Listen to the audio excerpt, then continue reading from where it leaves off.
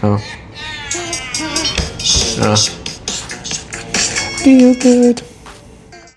Welcome to the first episode of the Grind and Growth Show. I'm your host, Kalib, and today we're sitting down with Chad Choquette, a real estate investor and visionary over many projects we're working on together. Chad is all about turning challenges into opportunities, from managing short-term rentals with his wife to turning in smaller communities into large cities and focusing on marketing solutions along the way. We're talking about his journey, lessons he's learned, and his advice to anyone looking to grow in real estate or in business. Let's go ahead and dive in.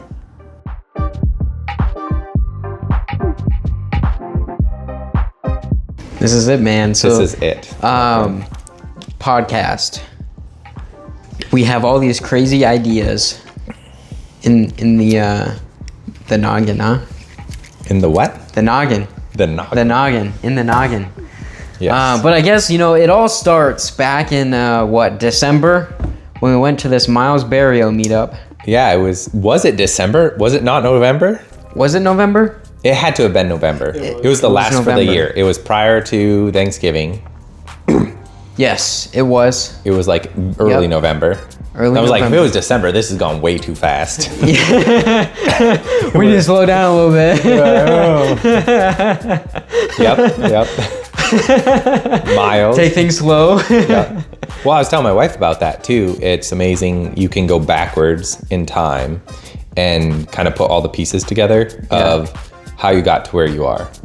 And then you can also take that information and figure out how you're going to get to where you want to go next. Yeah.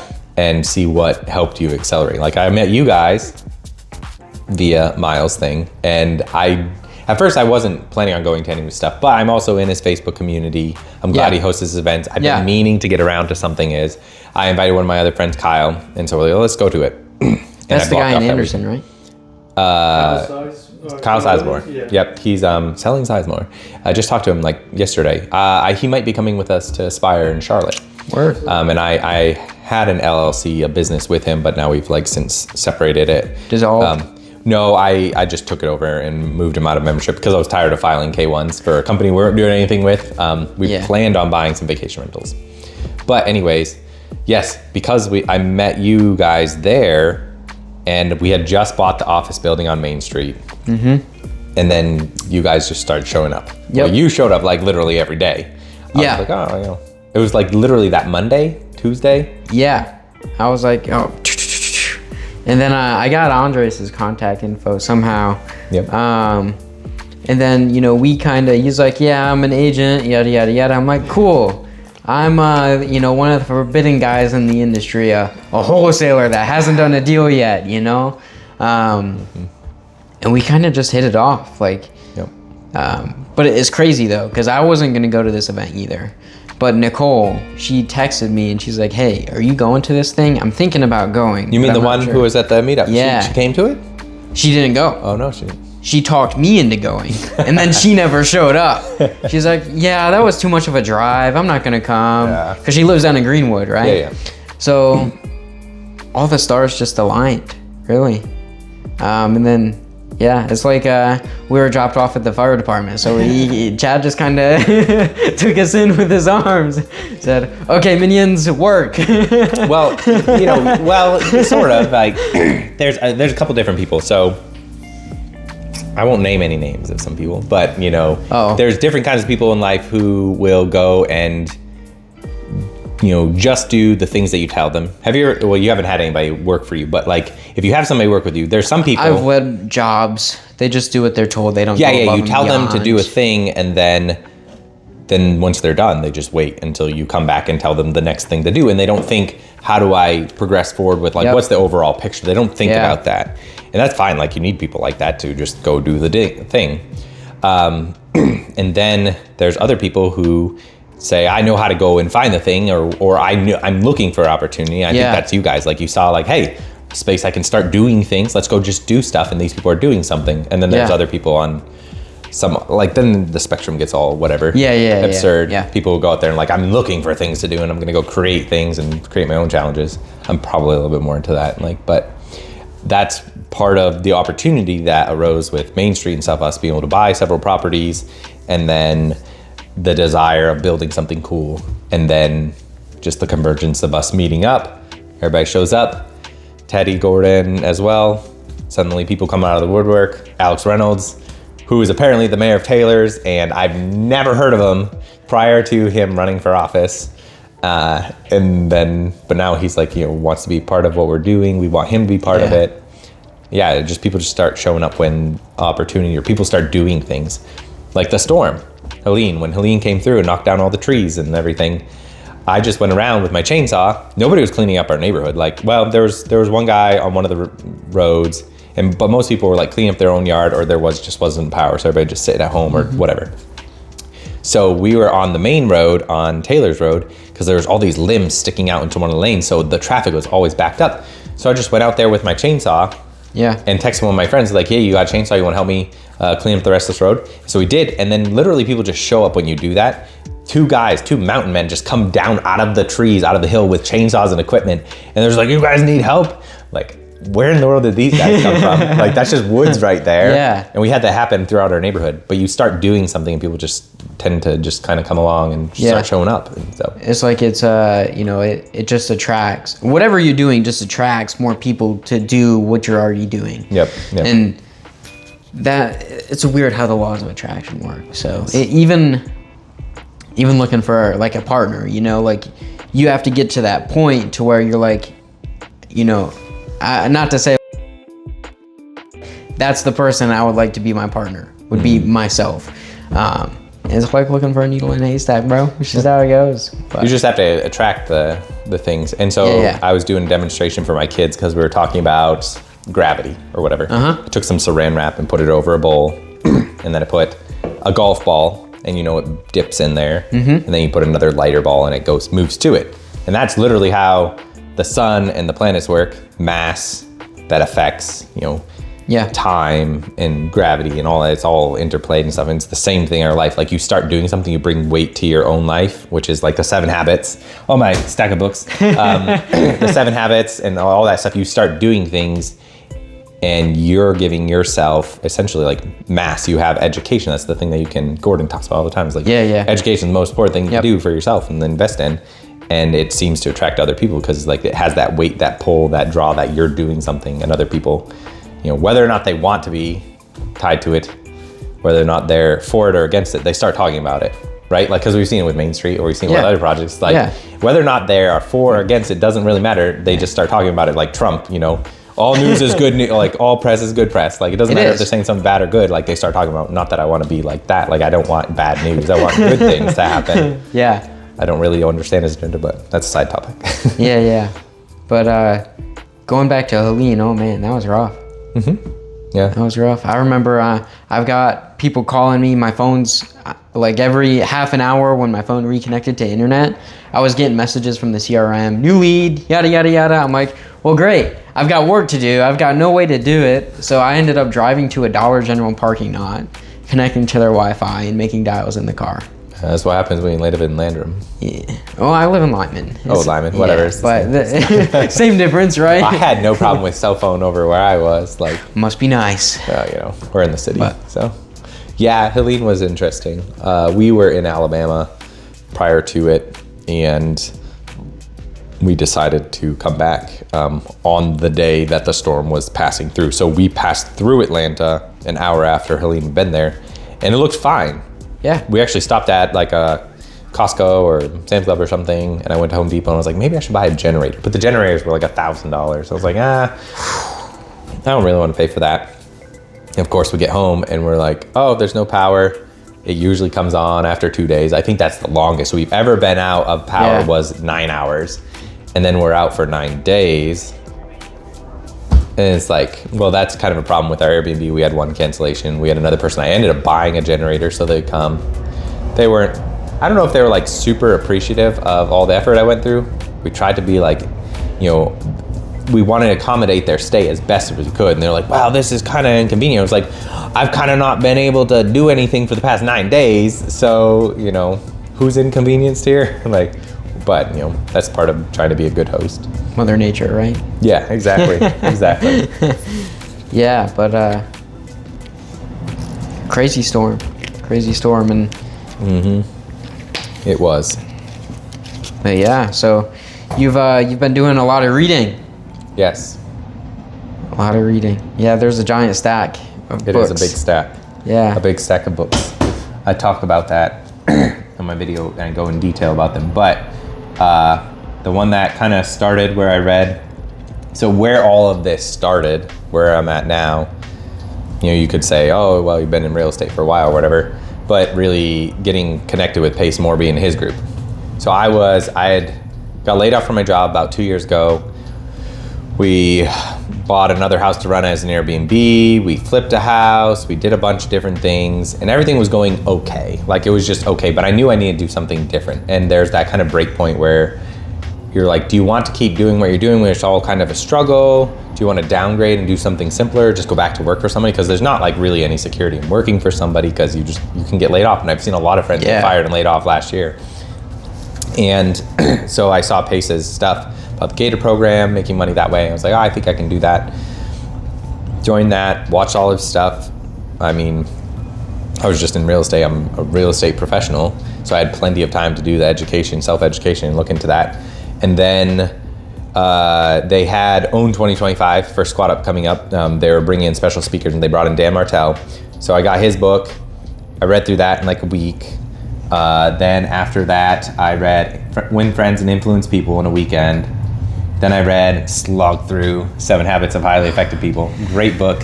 Boring book. It's hard to get through at times, because it doesn't, when you come off of reading literally just fun and engaging stories to reading this book with some stories and lots of technicals, you're just like, whoa, this is harder, but it's still really good, the 7 Habits. And then I got to read in a weekend the Rocket Fuel, which was great. Now I'm doing Main Street Millionaire and Think and Grow Rich.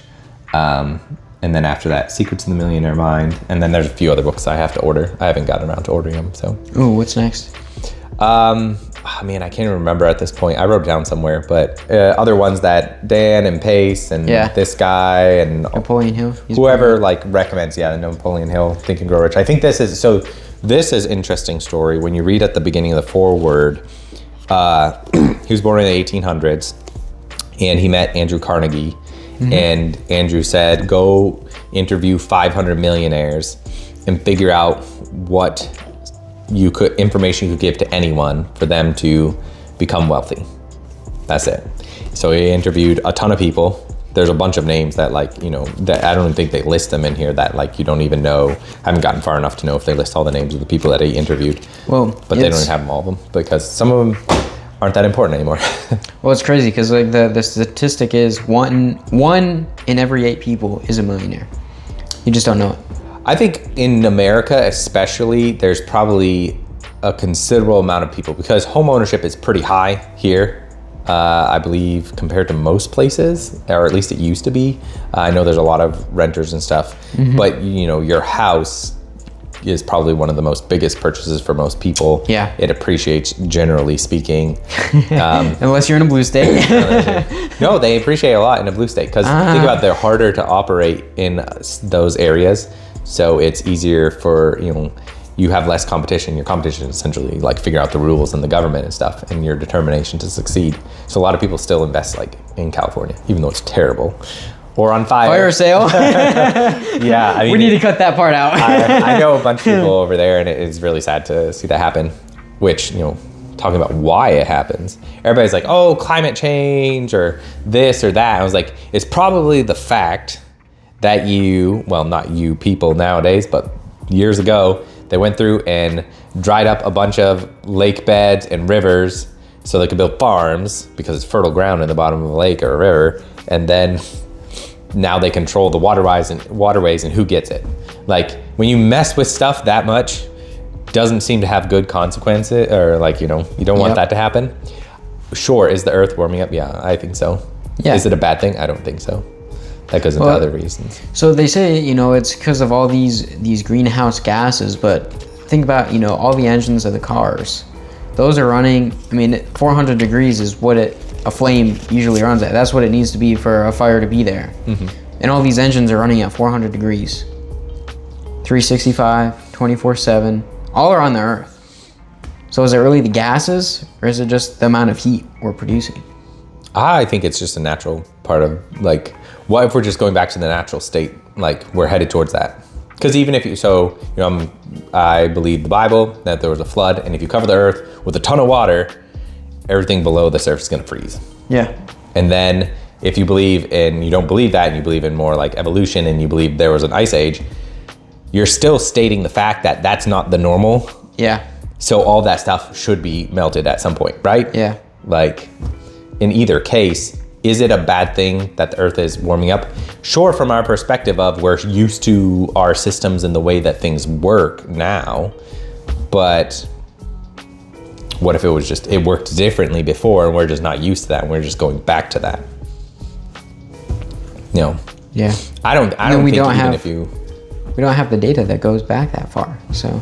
Exactly, and I don't think even if you stopped all the cars and stuff, would everything suddenly revert to getting colder? I don't think it would, but I'm not also a scientist. This is just like kind of my thoughts and ideas based on what I believe and stuff. But yeah. Honestly, I think there'll be some really interesting stuff underneath Antarctica when it unfreezes. Mm-hmm. Kind of like, Trump and his buying Greenland kind of thing. My wife and I were watching a video about that, the news, and they're like, oh, they're talking about turning Canada into this state or whatever. But Greenland is interesting. Not that I'm saying we should buy it, but as it warms up, there's lots of resources there. There's an incredible amount of resources. Lots of different minerals, elements, things like that, oil. And as places warm up, then the land becomes more viable for things. Obviously, it's still really far north, and so it's still going to be kind of cold, pretty cold, really cold. And it's going to have like the daylight hour things that we aren't, most of the people live in this like belt of what we consider normal hours. It's generally sunny from like 8 to 6-ish, somewhere in that range. Most people live in that kind of time frame because it seems to be most effective for most people. Most effective. But when you get outside of that, then the daylight stuff. But then again, Australia's pretty far down there. Yep. I don't know how they compare. Like, so where's like Melbourne versus Paris? Like, how far from they are from the center? I don't know. I'm just like kind of conjecture at this point on it, but yeah. Australia people are upside down, so. Yeah. Yeah. Interestingly, their maps, how we look at Australia, like, whoop, whoop, whoop, like that. Yeah. But in their maps, they're the other way, apparently. Yeah, because they're upside down. Yeah. From there, the world is actually this way. I mean, technically, I guess, sure. I mean, I wonder if Google Maps is inverted down there. That'd be an interesting thing to Set find up out. a VPN. Have it go into Australia, see what Google Maps is doing. I'm sure you could just Google it and they probably tell you. Yeah, that's fair. Google Maps is really interesting because they have like weird lines for boundaries for countries, and they present them a little bit differently to some countries, like China and India, because of their disputes and stuff like that. But yeah, they do have an influence on how we perceive the world. Who owns what it looks like, stuff like that. It's flat. Sure. I don't believe there are any flat earthers. I think they're all trolls. There's no such thing as a flat earther. They're just troll. Like, they know it's wrong. They just do it to be, just anger people. That's what I think it is. And then now they have to convince me that they're not a troll. So good luck. Not my job to convince you of anything anymore. Right. I mean, it's pretty obvious because you look at the flat earth, every time one of them goes to disprove it, or to prove that the earth is flat, they come to the realization that it's not flat, and they either whoa, it's not flat, and everybody in the community is just, you're an outcast now. Or number 2, they recede into this like, well, I must have done something wrong. Of course it has to be, or the government's really like messing with my sensors or the windows of the plane or whatever. They come up with some really hokey stuff. And I'm like, oh, okay, you all are trolls. You gotta be fake. It's not true. Flat Earth theory people, they're kind of like birds aren't real. Flat earthers aren't real. They aren't. Yes. They just follow me everywhere, man. It's the government. Yep. Trying to figure out, how come I don't pay any taxes? That's what it is. You don't pay taxes. You don't make money. If you don't make money, you don't pay taxes. This is true. That's the way to go. Don't pay taxes by not making money. So what was one of the first, was Buy Back Your Time like one of the first books you read that kind of shifted your mindset? Yes. Yep. That one, it's most of my stuff that when I came to Geiger, when I was reading Buy Back Your Time, most of that was from the knowledge that I needed something to change. And these things seemingly would, I don't want to say promise, but they said, hey, you want change, you want something different. Yeah. And so I still don't have like as Cody says in her Main Street Millionaires, like, what helps your company grow is like finding the North Star, it keeps everyone on track. And like, I don't really have one of those still, like exactly what we're doing. I was talking like your why? Yeah, like I have a why, like a general, like I want to build amazing community and awesome spaces for amazing community. Yeah. Simple. Yeah. But like, how do you quantify that and getting there? Yeah. Like in your thing, it's like, KPIs. How many leads did you cold call today? What's your percentage on like warm leads, follow up, blah, blah, blah. Like there's really, that's how you can track how you're doing. Absolutely. But when you're building a city, it's not so like you're a community. It's like, we need power, water, sewer. We have those things, but we want the community thing. Mini golf course, it's just like, how do you figure out what makes you money and what makes your company succeed? When are you successful? Like, when are you successful? When I have more money in the bank account, bro. More? Like, I'll send you $40. Done. When you're successful. Well, I mean, I set the goal for $500,000 this year. Of course, that's the goal. That's what we're reaching for. It's probably going to double next year. Okay, so you make up $500,000. Yeah. Andrew Cordell says, "Oh, now you expensed it all, and you end up at the end of the year $0." What you're doing is you're going to go and get all the tax-free account information. So I'll just, but essentially, I want to take that $500,000, throw it into a wonderful quadplex, and I'll get Andres to be my first tenant. I talked to a guy this morning who's looking for a studio, and I was like, "Well, what's your budget?" He wants to be around this area. $1,500 to $2,000 a month for a studio is what he's willing to pay. What? Yeah, exactly. I was like, sign that tenant up right now. So. Hey, we'll lease that out to him. Wow. Yes, we could. For $35,000, we can build it. Yeah. Well, if you look at the rate of capitalization, that's $2,400. That's $24,000 a year. It would take 1.5 years to capitalize on it. And then you made that's a pretty good cap rate, if you ask me. Yeah. It is we'd have to, I think it would cost more than that. It'd be like $40,000 because we need some permits and allowances. So zoning technically allows for it. Yeah, I don't know. I think he would be on the high end of what he wanted to pay because he said $15,000 to $2,000. But the access to if we could work out a deal where he gets access to the space or something like that, it might be worth it. Probably wouldn't enjoy the meetings here, but Yeah. We'll just do some more sound barrier stuff. Yeah, I mean, that's not, you can't really hear it from up above. But, Yeah. I don't know, what were we talking about? Buy Back Your Time. That was the book that changed everything for you. And you wanted more. Yeah. That's after you got laid off, you went to Squad Up, and then you became a Gator. I didn't go to Squad Up. You didn't go to Squad Up. I'd never been to anything until Clever. Me neither. Yeah, it's pretty amazing. I think, so I'm starting to classify education and things that you could do to improve yourself or get to the next level or do the next thing in kind of two different, there's a third tier. You heard at Patrick Bet David talked about that, third tier stuff at Clever. He didn't call it that, but I think your low-hanging fruit is something that anybody can do. Anybody can go pick up these books, find them at a library, find them in Barnes & Noble, order them from Target when they have sales, borrow them from friends, and basically get knowledge from people who, this guy interviewed 500 millionaires. I don't know what this guy did, but that guy interviewed a ton of people. This guy is a CEO of a $100 million company. These guys make tons of money. Yeah. That guy, all these people, she's got crazy amount of money too. All of these people have so much knowledge, experience, wealth, wisdom, and they just put it in a book and say, here you go. Everything I've learned, all the things that you need to know to be successful in here, generally speaking, is right in there. And you can have it for $20. And Dan talks about it all the time. He's like, at the beginning, he didn't realize like how much value was. And then he realized like, how can I get more of these? And this is like your low hanging fruit. Yeah. I think conferences too are like your, medium. Like they are still low hanging, like especially when you can get to Aspire for free or something like that. Like you can learn stuff. Most of them don't really teach you stuff. I think that your second tier is, that's Aspire and like the initial conferences. Yeah. I mean, what did you learn at Clever?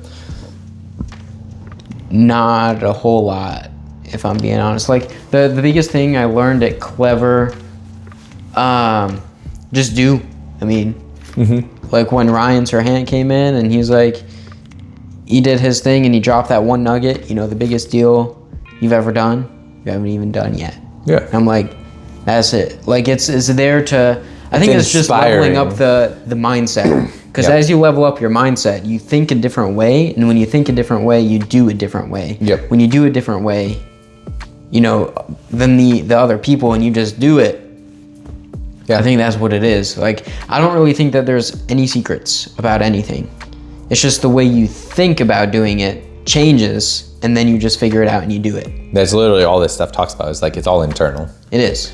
Yeah. That's why I think this is low-hanging fruit. Conferences generally are low-hanging fruit because they're not too expensive. Like almost every conference that I've signed up for and stuff like that, it's been less than $1,000. Some of them are like free, some of them are like $100. I think your next tier of stuff tends to be in the workshops that you get invited into, or the masterminds. Like if you can get into private groups where you're now not in, the lowest tier is just anybody can get access to it. And so you're going to be in a room with anybody, no matter their experience level. So now you want to get into a box where you're working with higher level people and learning being around them because you're going to be like those people.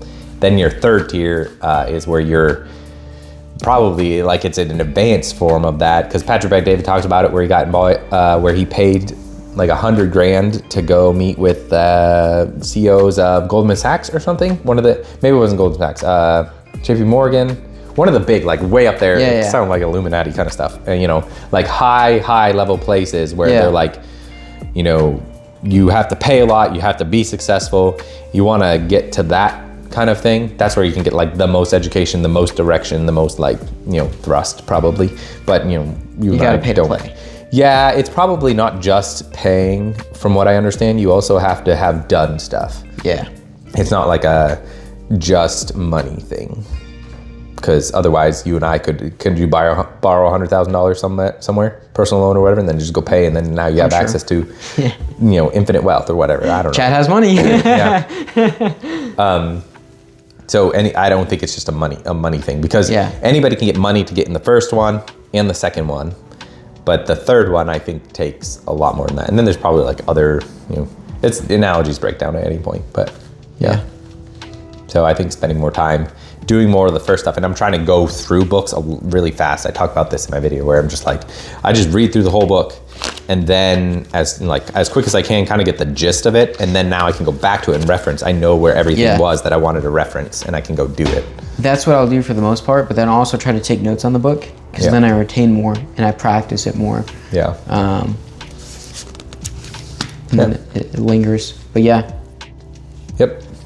All right, how to make content 101. I actually don't know how to do that. It's boring. I kind of like it. Like, well, like the Come on, the Minecraft grind. YouTuber. Come on, man. The grind. Oh, it was awful. I didn't. That's how you get good, though. Yeah, but do you want to be really good at digging ditches?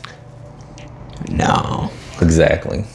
You need to find something you actually like and get good at that thing. Yeah. So I was listening to that video from Dan Martell, and he was like, enjoy what you do, and then put the ladder on the wall, get to the top of the wall. So then you don't have that dilemma where now you're at the top of the wall of something you hate, but you're good at it, and you make money doing it, but you hate doing it. Just go do something you like to do, so then you don't have to get down to the bottom, undo the ladder, put the ladder back up on the new wall after you move it, and then reclimb to the top.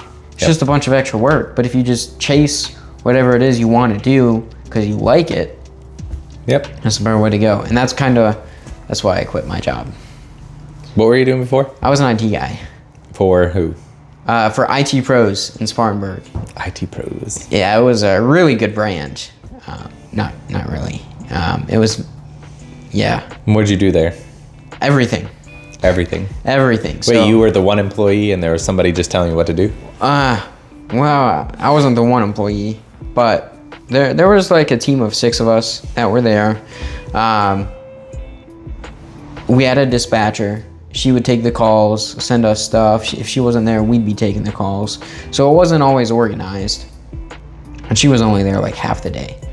So, I'd be taking calls, but I'm also working on something. But if I let the phone ring out, I'm just going to get bitched about it in my one-on-one.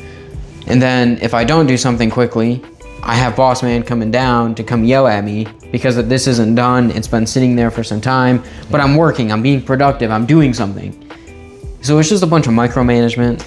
Yeah, that's the worst. Yeah. That's basically a company that's probably not going to go anywhere, unfortunately. Based on everything I've read, I'm no longer there. It wouldn't make any sense. I don't mind like learning and stuff. Most things in systems are just like in and out, like this, like programming, like coding the way the programming and stuff works. Same thing with plumbing, electricity, HVAC stuff. It's just like this thing needs to get here and that thing needs to get there. Like that's it. So like plumbing, it's simple to do. Yeah. It's like water here to tank and then a line that turns red because it's hot. It needs to get to this side or to this side in the sink and then the blue one comes here. And you just like crimp on the things. Like they have so many tools nowadays. Electricity, same thing. Like electricity is actually one of the funny ones that when you're doing electrical work, man, people, it's like they lose their brains or just can't understand how it works. It's just like you have 2 lines, a black and a white.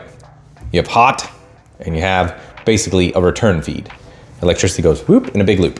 And you want your hot leg going to the things and your white leg going back. Yeah. And then you have your ground that feeds through everything. So everywhere you go, you want to keep the black and the white separate, or else you have bad connection. I can't remember what it's called. It's a short. You don't want that to happen. Yep.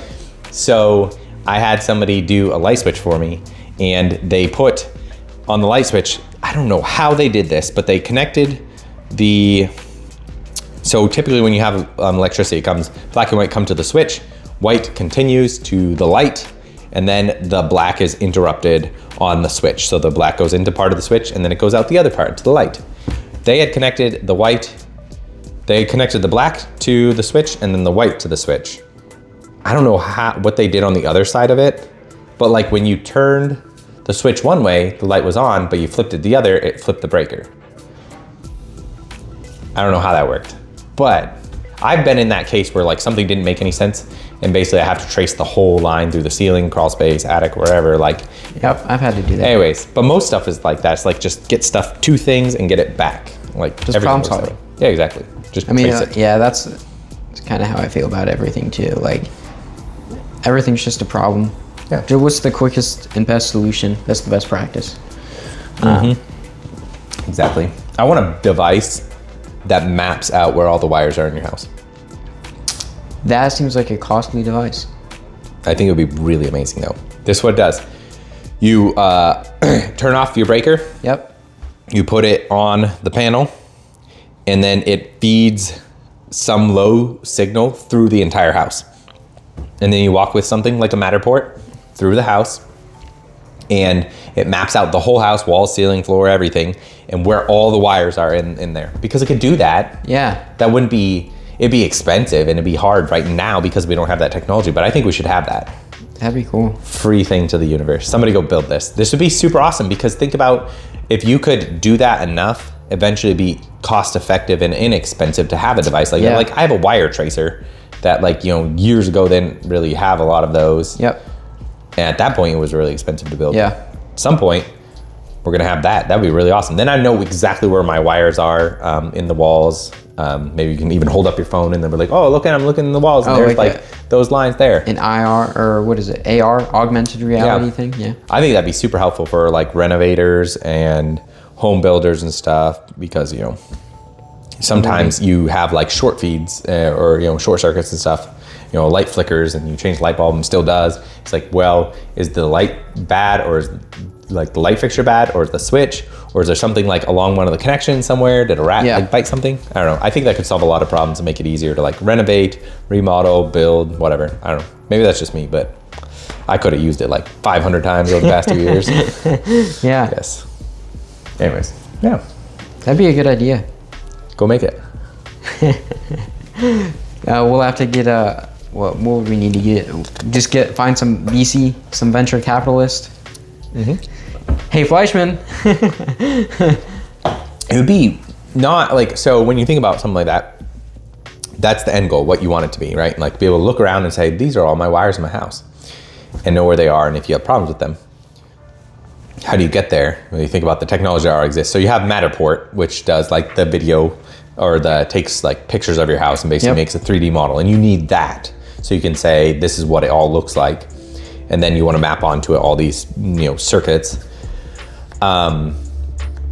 We already have signal tracers, basically feed a signal down the line.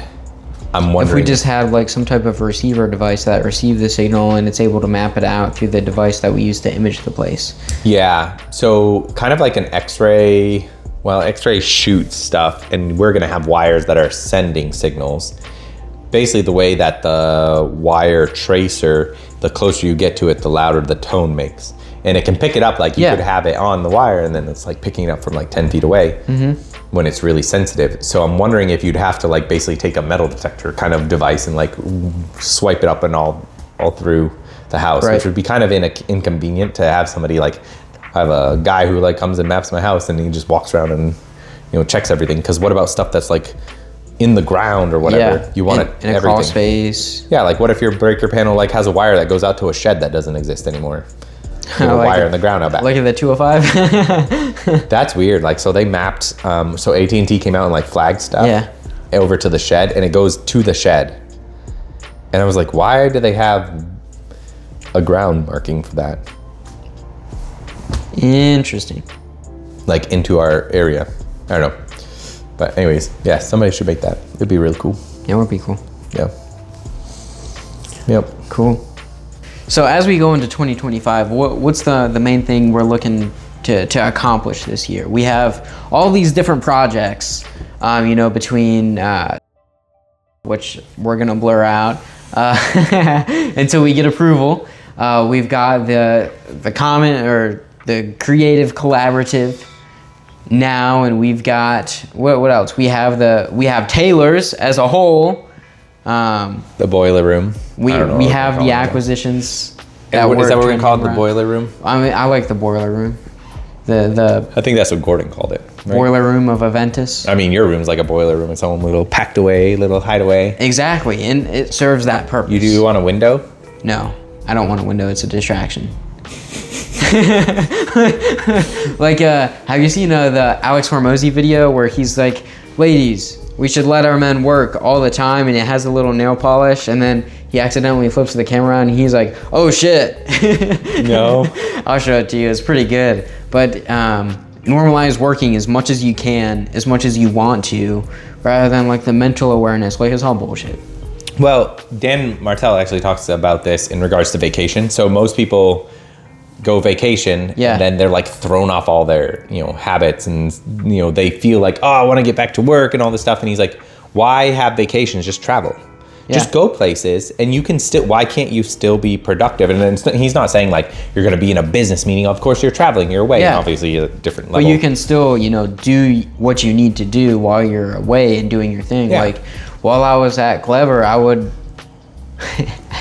I'd take some time out of the evening. Like, we'd leave early, and then we would, I'd be working leads, and Dad is out walking. Yep. Like, I mean, it's not about what you want to do. It's about what's required to make it. And that's still slim. The requirement is like the baseline minimums. You need to go above that to make it happen. Yeah. Like, you need to keep your habits. Like, it's very easy to break a good habit. It is. Like working out or something like that. You miss one day, you're gonna miss 3 days, then you're gonna miss 7, you're gonna be done. Like, that happens very fast. Yes, keeping up good habits is super important. Even if you're on vacation, like, continuing to work out. I think that's where a lot of people will lose their momentum on eating right. Yeah, it's like holidays are the worst for me. Like any normalcy is just gone entirely. Like what you should be doing, what you're expected to be doing, what's good for you. It's like, oh, suddenly like, well, culturally, we lounge about and eat bag loads of sugar. Yeah. It's like, do you think that's really good for anybody's habits? Like, not really. No. And I'm learning that I'm like most people, you kind of take things to excess, and if you don't keep up good, consistent habits, like you're not really going to keep them. Yeah, it's one of the things, like some of my friends, they're like, I'm out of motivation. I'm like, well, the funny thing is that there's no such thing as motivation. It's just discipline. Yeah, discipline. It's all it is. Like, yep, just do it. Yep, exactly. And it's kind of harsh to say because some people aren't to that level yet, where they think about things that way, but yeah, it's hard because I agree with you. Holidays, it does get rough because you have all these people here that are here to see you. You have X, Y, and Z that needs to happen. It's like, I'm just trying to work, bro. Yep. Like it's the holidays. I used to slow things down, but I can't. Like I have to do this, and it's a big mind game. Yeah. So you need to you can put those things together. So a lot of, most successful people wake up before most people even get out of bed. I mean, I'm up at 3-4 o'clock every day. That is insane. Yeah. And when do you go to bed? 8 o'clock. So I got 6.5 hours of sleep last night. Okay. And then I'm not gonna lie, yesterday, I was in the office until about 6:45. I went home, ate dinner, and then I was gonna underwrite some deals. I was like, I'm cooked. Watching Netflix for an hour until I passed out. Yeah. Then I woke up, got back to work. Yep. I think everybody has a different threshold of what they need sleep-wise. There's probably some similarity. Most people's 7 hours. When you drop below that, it's really hard to operate. I'm kind of sleeping Caffeine. Right. I know. I still take that regardless. And I go to bed usually between 11 and midnight, usually. So getting up really early is really hard. So right now I'm getting up at 6:15 and then I work out and stuff. But ideally I'd be going to bed 10. We need to build a gym. Well, yeah, I just do it at home. Let's turn 10. Problem is for me to go out and do anything in the morning is kind of hard because I need to be back to the kids start getting up and then it's kind of crazy at that point. Yeah. So, yeah.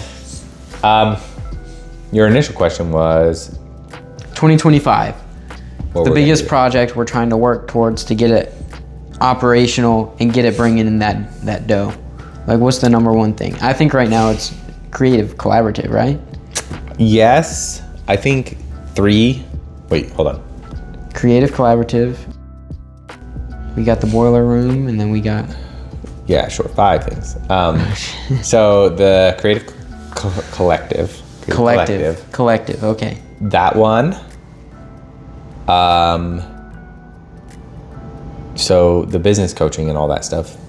That's part of it. It's a really big thing. Yeah. The mill could be a really big thing. We're hoping and working on it to be a really big thing. Could be a big thing. I still have to follow up with the attorney today. And then the acquisition I feel is kind of sort of the creative collaborative. They're different, but works with it. It's really separate, but yeah. And then my partnership with Devon could be a really big thing. So my goal is to offload a lot of my tasks, bring in more people to help me get rid of an executive assistant, basically somebody to handle a lot of the other stuff. I need something like that. Yeah. Build out more content and all those little things. But really it is, with moving forward with Taylor's as a whole, acquiring properties and coming up with a vision and plan for that, the mill included. We do that, to the moon right away, as much as possible. And that could pan out by the middle of this year if it's legally feasible. I think it is. And then the club, I'd like to really have that up next month. I think. But the following month is we're waiting acceptable. on a freaking permit. We kind of need money coming in to keep handling that. What we really need is more acquisitions. So if anyone wants a job doing acquisitions, 100% commission based. That's your job. There'll be a link in the description. Fill out the form below. Yeah. Let's jump on a call. Really, we need one of two things. Like with some of the stubborn sellers, people to engage with these people and get them to come to a reasonable price, and we can get a first position lender, no problem. Yeah. Or we get some crazy people who are happy to lend us money, and we pay them some crazy high number, and they're happy to get that. Hopefully. Oh, at 624? Yeah, it happens. Free backyard, yeah. I hope so.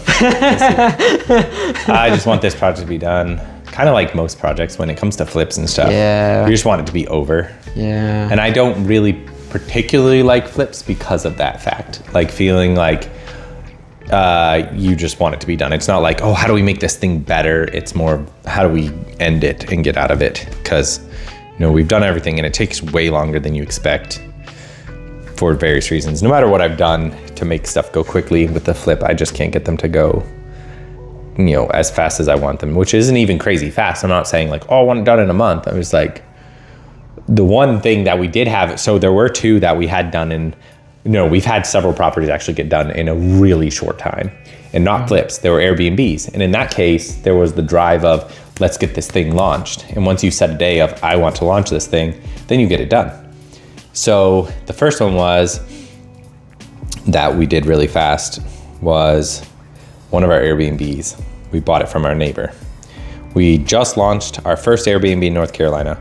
We come home, we close on that other house, and we go through and renovate, furnish, and launch it in a month. Mm-hmm. And I'm not talking extensive renovations. We didn't replace the floors or anything like that. We did we painted the place, we replaced all the windows, we did some yard work, and then we furnished it and got it listed in a month. The second one was we bought a house. Our friend's house had a tree fall on it and they needed a place to live, and they were in and out of our Airbnb and other ones. We worked out a deal with their insurance company to put them in this new Airbnb we were gonna buy. Mm-hmm. And we were buying it just essentially because it'd been on market for a long time in our neighborhood, and we were like, oh, well, we could house our friends. So the 2 weeks we're under contract for 2 weeks.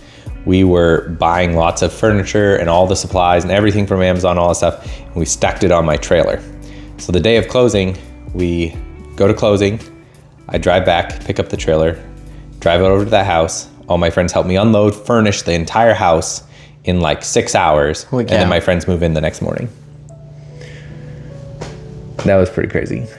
Thankfully, that house didn't need work. It needed some work, but the handyman was there while we were my handyman guy was coming through, fixing railings, doing this thing and that thing.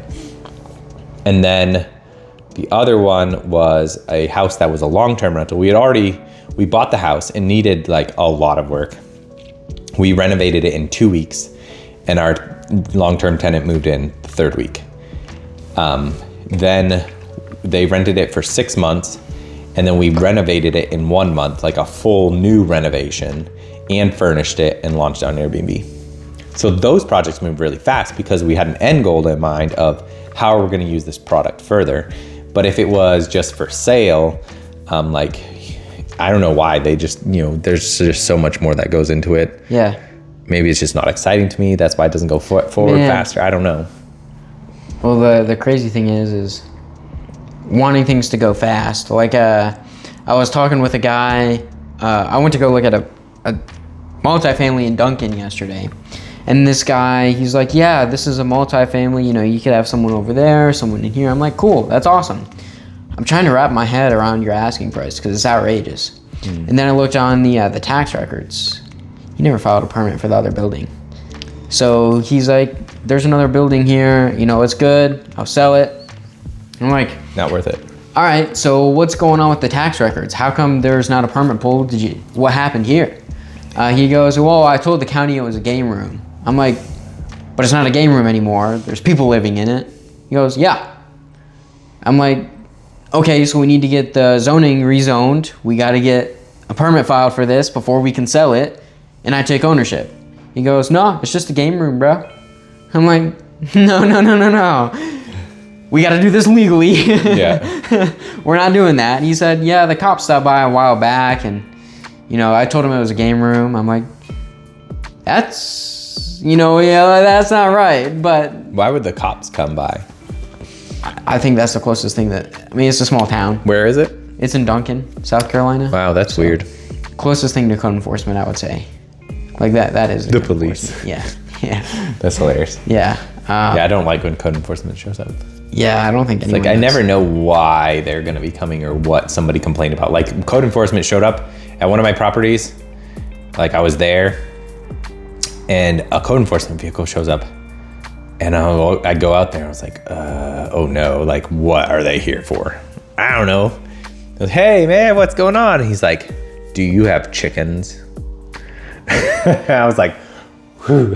I was like, no, I think my neighbors do, or something like that. And of course I look behind me, and there's like the rooster standing right in their yard, just like staring us down. And I was like, oh man. He's like, they have 30 days to get rid of those, or like they're gonna pay a bunch of money or whatever. Oh geez. Or kill that rooster. The chicken is fine. God. The chickens are fine. The rooster, they're not allowed. They're allowed to maximum number of chickens in our zoning. Most zoning is like a... What? There's a maximum number of like certain types of animals you can have, whether or not you can even have some animals. And then also you can have roosters in like residential zoning and stuff. Our county, okay, so that's one of the things about South Carolina. It's like one of the least business-friendly states to work in. Not the least, but it's pretty bad. And also it's terrible from a real estate perspective because of the taxes and stuff. And there's just so many, like, our county is stupid on regulation. Like, there's so many dumb laws about things. You can't get RV pad and hookups on any residentially zoned area in Greenville County, in the entire county now. Maybe because of the generators? What generators? For RV? Like, if you have a generator hooked up to the RV, it's going to be loud? No, because it's density. So they don't want density. Like, they're afraid that people are going to like rent them out or something, is what I read. But regardless, you're like, well, where am I supposed to park my RV if I bought an RV? Yeah. Oh, well, go, they have RV places storage, where you can go storage. And it's like, seriously? Not gonna happen. It's funny because I've run into so many things. I'm like, what is this, the land of the not free anymore? Like, there's all these rules and regulations around all kinds of dumb things, just like starting a business, Yeah. It's like, where do you get all the information of all the things? And I found that it's almost easier just to do something and then get in trouble than to figure out. Because then they'll come and tell you, and they may not even fine you at first. They'll just say, hey, you need to do this thing to comply. Thank you, finally. And then, because if you go and be proactive and be the one to apply for getting compliance, it's such a pain in the neck. It's like, who do I call? Yep. Like, okay, call this number. Okay, call that number. Leave a voicemail here. Send an email here. Sign up to this thing that doesn't even alert you when they, update information. And it's like, why do I even bother doing this? It's so frustrating in this state. I don't know if it's any different anywhere else, but it's kind of hard to move things forward. So just go break the law and then pay the fines, or they tell you what to do. I'm not saying to do that, but it's almost easier, because we had that issue with one of our units. We're trying to build something and then figure out like what it fell under zoning wise. I went to the zoning office, tried to get a permit, and it was so complicated. So I just started building the thing, and then code enforcement came out and they classified it, and then they told me how to fill it out and stuff. And it was so much easier having somebody to come and on site and tell me. Otherwise, they're just looking at a computer screen if you go to their office, and they don't really know what they're looking at. And it was just running business that way. Yep. Yeah, part of the fun. Exactly. Entrepreneurship is great. It is. It's a big game. It's a lot of... Yeah, it's a big numbers game. Yeah, numbers and challenges and problem solving. I haven't done a ton of people managing in it, but that typically... Yet. We're getting there. Trying not to do too much. Think about where you were at 4 months ago. You had this big idea, you want to do this, and now here we are sitting in half of your idea. Yeah. Mm-hmm. Yeah, it's come a long way in a short time, which is more than like most people can say, I guess. Like, a lot of people just have ideas and that you don't really move forward with. And I think it was the convergence of opportunity and the desire to do it. Yeah. Just because I had the idea doesn't mean, if the opportunity didn't arise, but the opportunity just like didn't show up from nowhere. It was, I had gone out to do other things and make connections, and who then in turn returned to us with opportunity. So have you heard like the luck is when opportunity meets skill? That I think I've heard the phrase before. How do you feel about that? Or you think? Luck is opportunity meets skill. Yep. Yeah, I'd say that makes sense, because you have to have both the opportunity to do something, but you also have the ability to do something. Or you could have, what is it Elon Musk says, if somebody offers you a great opportunity, but you don't even know how to do it, you say yes and you learn how to do it later. Yeah. And that, I guess, is the same thing. You have to have the skill to be able to, partly to say yes, but partly to be able to go learn how to do the thing. I think that's entrepreneurship in a nutshell. Some people could say yes and they don't know how to go learn the thing to do. Like, you probably, if somebody said, hey, can you go, launch, well, I guess you could kind of almost say yes to anything if you network. And that, I think, is a very important thing, is knowing the right people. Because, I know it is super helpful to have flipped houses and know how to do things and how to sheetrock and plumb and electrical and all that stuff. It's super helpful because when you come through, you know what needs to be done and how it should look in the end. But anybody could technically do it, because who was it? Miles. He says, oh, I never swing a hammer. Like, he's flipped tons of houses because he just meets the right people to do the job. Mm-hmm. And you can do that as well, where you could say yes to any opportunity and then just go find and network and find the right people to fulfill it. Basically, like, subcontract out whatever you need to be done. Or you could go learn the thing. Either way. So, yeah. Cool. Yeah. Opportunities everywhere. Like you were saying earlier, you have the people that are like out there seeking it. Like, it's like fishing. Like, you're out there looking for it. Where am I gonna find the fish? Then you get the fish, and then boom, jackpot. It's all there. Like, opportunities everywhere. Just gotta know what you're looking for, where to look. You have to be consistent, and you have to continually do it. You just have to go do things. You have to be consistent in doing things. Seeking discomfort.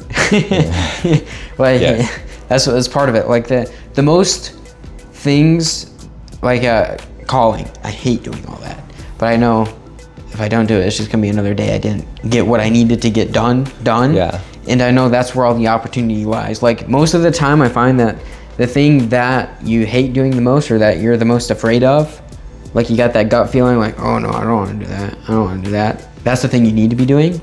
That's gonna give you the most potential. Yep, exactly. So, yeah. Cool. Just go take advantage of the opportunities. That's it. Cool. All right. Well, I think that wraps it up. Time to eat lunch. Yeah. Well, thanks for your time, sir. Yes. I know this is probably about an hour and a half. Thanks for all you do. You do a great job. Oh, thank you. I try.